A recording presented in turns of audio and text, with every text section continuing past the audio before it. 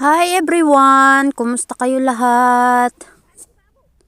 So, andito tayo ngayon.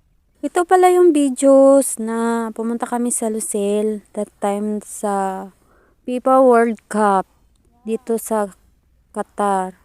Dito ginanap yung FIFA World Cup dati. So, pumunta kami dito sa kung saan mayroong maraming flags na nakatayo. Iba't ibang nationalities.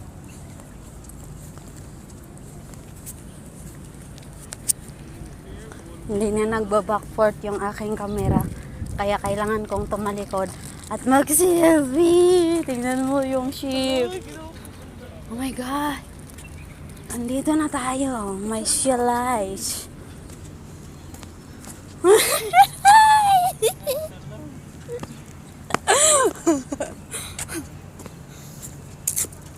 Para akong baliw, guys. Anong ginagawa ko sa buhay ko this time? Dali, Sonya! Picturean mo na ako, Sonya! So, that's all. Thanks for watching.